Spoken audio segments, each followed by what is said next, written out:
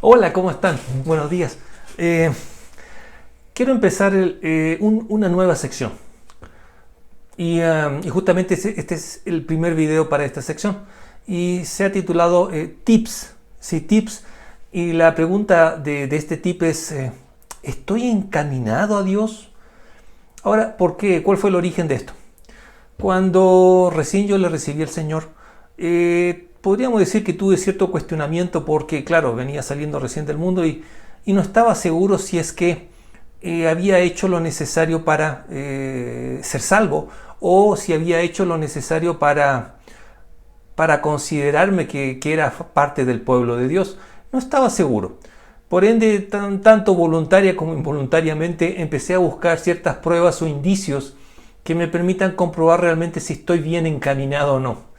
Eh, y bueno, lo he resumido, pueden ser más, pueden ser menos, pero lo he resumido en 7 tips o indicios que me van a permitir comprobar realmente que estoy encaminado a Dios. Y justamente el primero de ellos, sí, es la aceptación. Tengo que partir justamente aceptando a Dios en mi vida. ¿Por qué? Porque nosotros rompimos nuestra relación con Dios. ¿En qué momento?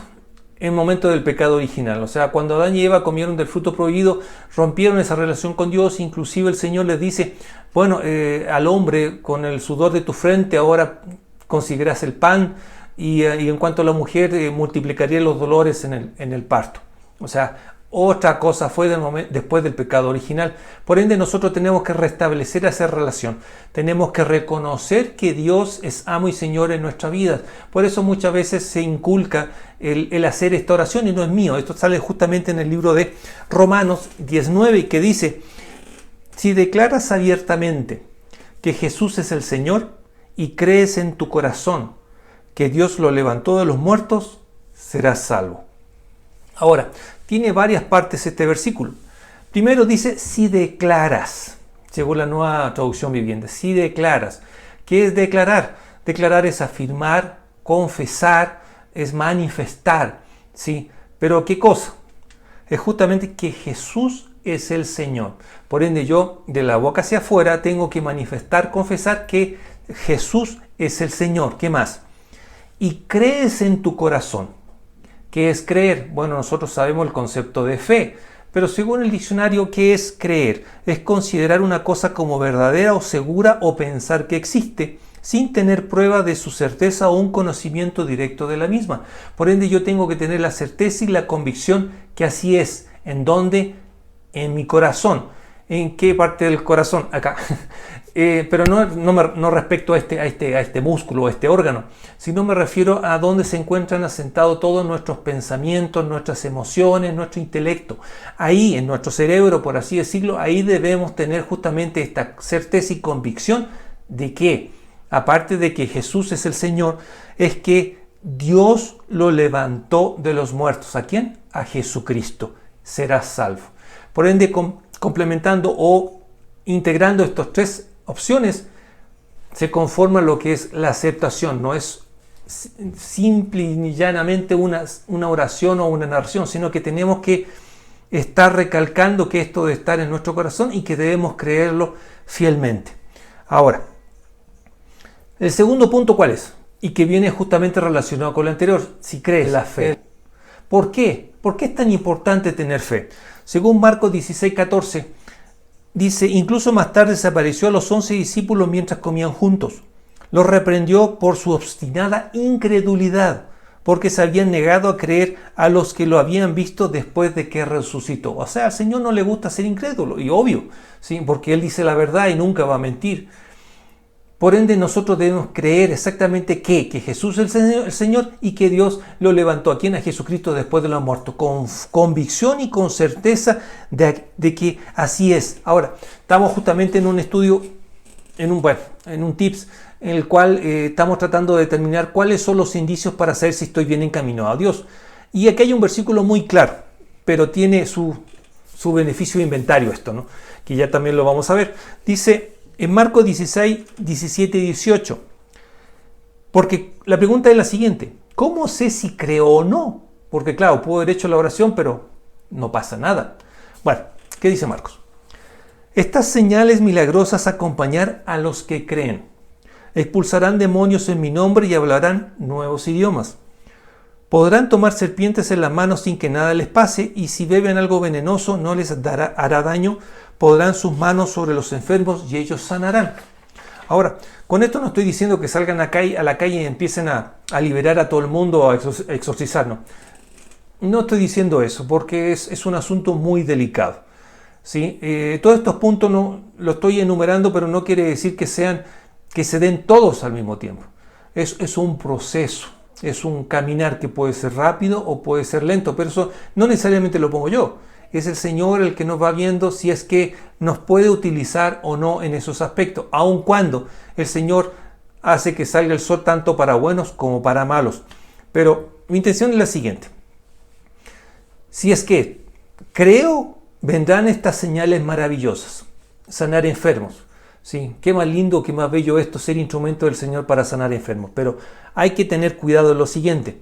¿Qué le pasó a los 72 discípulos que mandó Jesucristo, ¿sí? Adelantándose al camino? Bueno, ellos llegaron sorprendidos. ¿Por qué? Porque, wow, decían, porque les llamó mucho la atención cómo los demonios le obedecían cuando invocaban el nombre de Jesús. Claro, pero ¿qué les contesta Jesucristo? Y esto está en Lucas 10, 17 al 20. Solo narro el 20, dice: pero no se alegren de que los espíritus malignos los obedezcan. Alégrense porque sus nombres están escritos en el cielo. Ojo, sí. No es llegar y hacer las cosas por experimentar. Es un proceso más profundo que eso. Por eso le digo cuidado. Porque acuérdense el versículo que dice: pero Señor, si nosotros echábamos demonios, si nosotros profetizábamos en tu nombre, hacíamos cuántos milagros en tu nombre. ¿Y qué les dijo el Señor? Aléjense de mí, hacedores de maldad. Nunca les conocí. Nunca les conocí. Claro, las personas que lo hacían tenían un conocimiento de la autoridad y el poder del nombre de Jesucristo, pero no conocían a Dios, solo utilizaban, por así decirlo, esa frase para hacer justamente todas estas cosas. Por eso les digo, cuidado, ¿sí? No es tan sencillo esto. Y si que realmente queremos ver estas señales maravillosas, no es solamente sanar enfermos, sino que viene de algo más profundo por debajo. Y eso es lo que vamos a ir viendo paso a paso. ¿Qué nos dice, por ejemplo, en primera de Juan 4, 7 y 8? Queridos amigos, sigamos amándonos unos a otros, porque el amor de Dios, todo el que ama es un hijo de Dios y conoce a Dios. Pero el que no ama no conoce a Dios, porque Dios es amor. Por ende, el conocimiento de qué va de la mano, del amar. ¿A quién?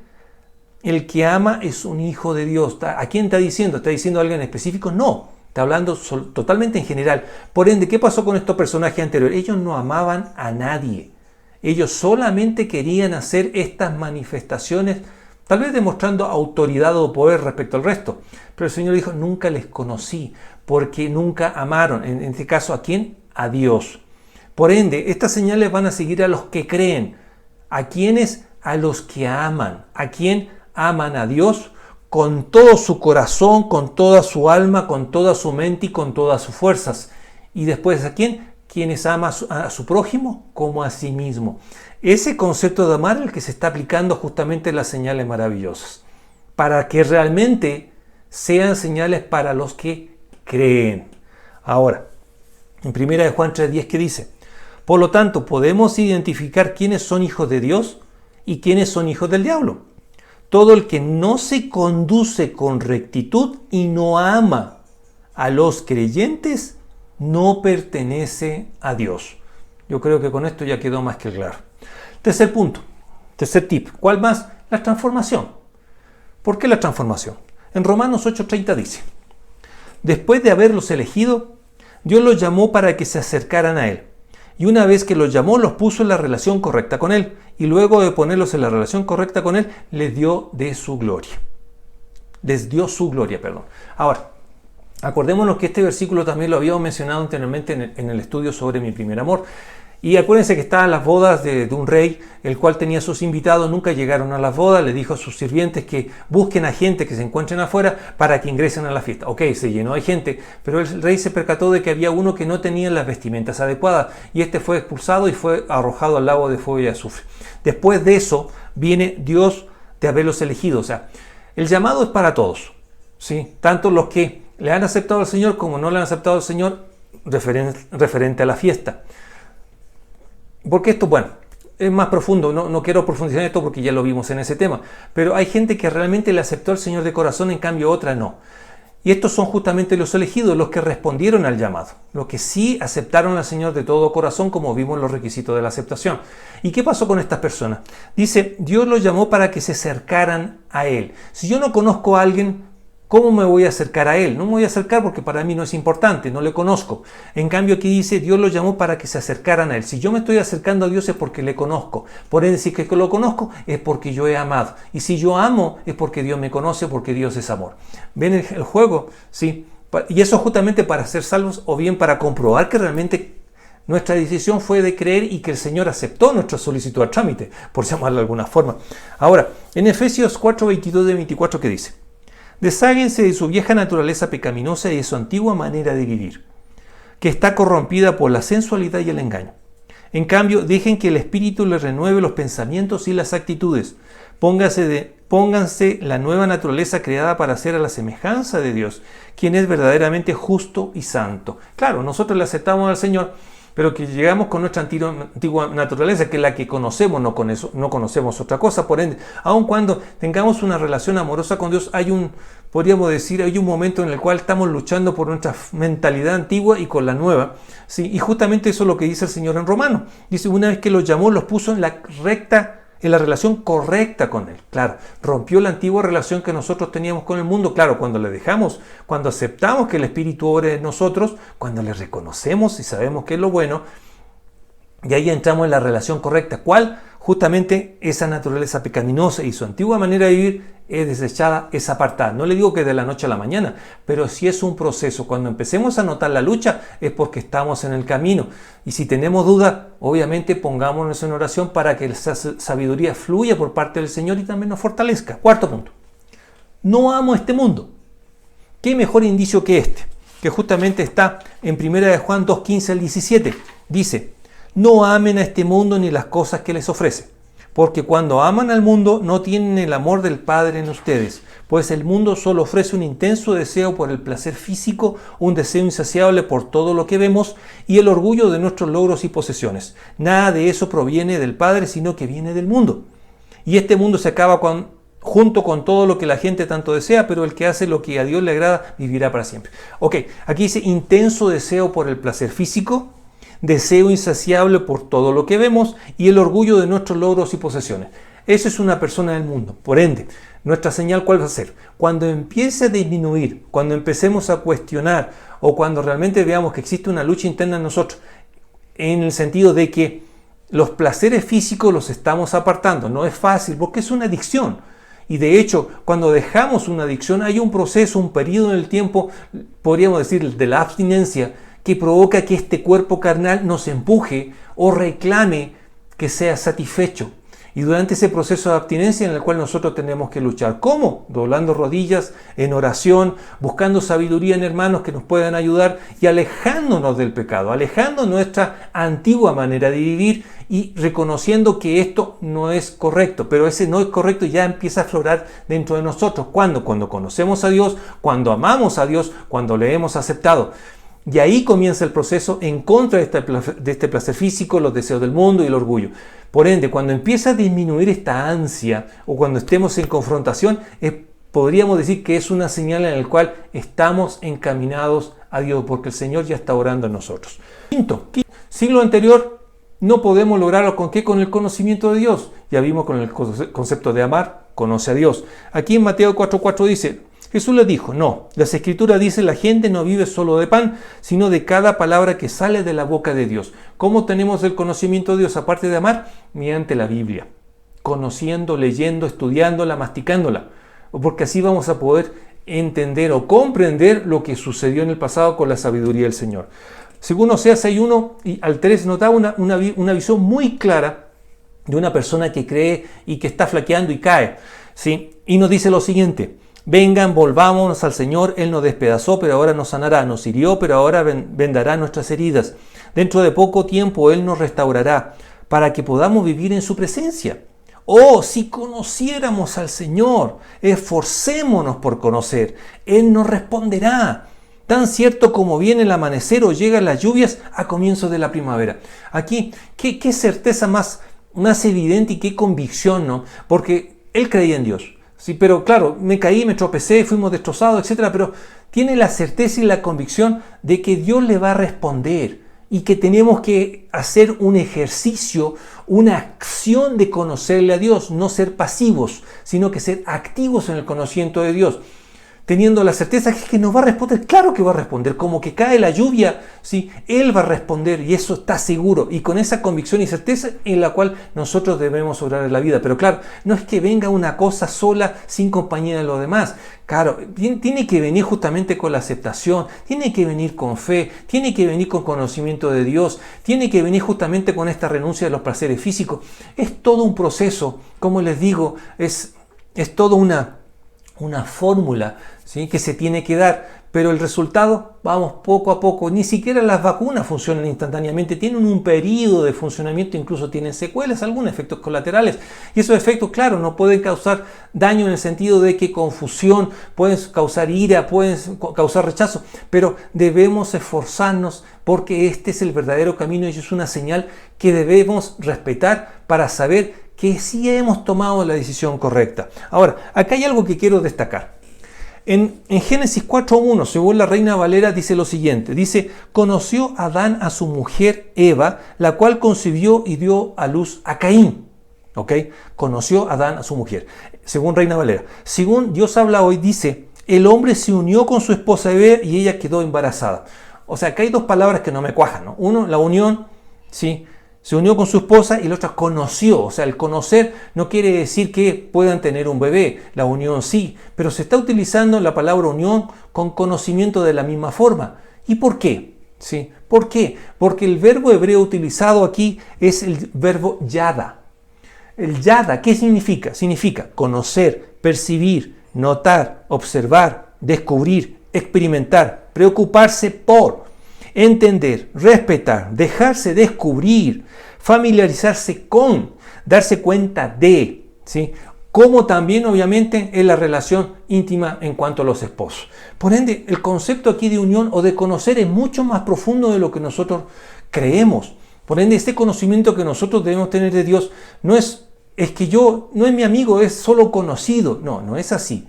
Sí, no es así tan solo. El conocimiento que debemos tener de Dios es de familiarizarnos con Él, el descubrirle, el de conocernos, despreocuparnos por Él. Es un concepto mucho más personal, mucho más profundo, mucho más íntimo con una persona. A eso se refiere el concepto de conocer. No un conocimiento de oídas, no, es un conocimiento verdadero de lo que es Dios y ser asimilado en nosotros, que se haga carne, como muchas veces he recalcado. Ahora, y es justamente lo que hizo Juan. ¿Se acuerda que vimos también el tema? Le repito, mi primer amor. Vimos qué relación personal tenía Juan con Jesucristo. Era muy distinta de la que tenía Pedro. A esa relación la que tenemos que ansiar. Esa es la meta a la cual debemos nosotros llegar. Aun cuando, claro, el Señor no hace relación de persona. Pero yo creo que esa relación es la que más me llena. En la que más me sienta para optar por esa relación con Dios. No un Dios de ahí nomás, no, un Dios cercano a mí, un Dios con el cual converse, así como lo hacía Adán. Caminaba en el huerto de él, caminaba con él, no tenía frío, no tenía hambre, porque tenía la certeza y la convicción que no iba a pasar nunca, y en su cerebro no estaba la pobreza, ni la miseria, ni el dolor, nada. A esa convicción y certeza deberíamos de llegar, porque Dios no ha cambiado, somos nosotros los que hemos cambiado, ¿sí? Según Daniel 11, 31 y 32 dice, su ejército se apoderará de la fortaleza del templo, contaminará el santuario, pondrá fin a los sacrificios diarios y colocará el objeto sacrílego que causa profanación. Capturará con adulaciones a quienes desobedecen el pacto. Sin embargo, el pueblo que conoce a su Dios se mantendrá fuerte y lo resistirá. Resiste al demonio y él huirá. ¿Cómo vamos a resistir? Con un conocimiento de Dios. ¿Superficial? No. De familia, de descubrir a la persona, de profundizar en esa relación. Sexto, y ya estamos terminando, obviamente la obediencia. Claro, la obediencia, según Juan 14:15, si me aman, obedezcan mis mandamientos. Claro, O sea, ¿cómo no voy a obedecer a una persona a la cual conozco, a la cual tengo una relación personal e íntima, a una persona a la cual le acepté para que pueda vivir conmigo y yo vivir con él? A una persona en la cual yo tengo un conocimiento en el cual estoy profundizando día a día, una persona en la cual creo. ¿Cómo no le voy a hacer caso a lo que él me está diciendo? Que ese es también otro indicio para poder saber si estamos encaminados a Dios. Y por último, que considero también parte de esto, es en Filipenses 4:6, dice, no se preocupen por nada. En cambio, oren por todo. Díganle a Dios lo que necesitan y denle gracias por todo lo que Él ha hecho. Claro, es una oración, sí, pero la oración no solamente es una petición, sino que también es una demostración de humildad, reconociendo lo que Dios es y nuestro lugar también en la creación. Él delante nuestro, no al revés. Y por último, como conclusión, les dejo un versículo en 1 Juan 2:6. Los que dicen que viven en Dios deben vivir como Jesús vivió. ¿Cómo vivió Jesús? ¿Cómo resolvió sus problemas? ¿Cómo aconsejó? ¿Cuál fue su visión de todo? Espero que les haya gustado este tip. Voy a seguir dándoles en el tiempo y ojalá que les sea de provecho. Dios les bendiga y nos vemos hasta la próxima. Chao.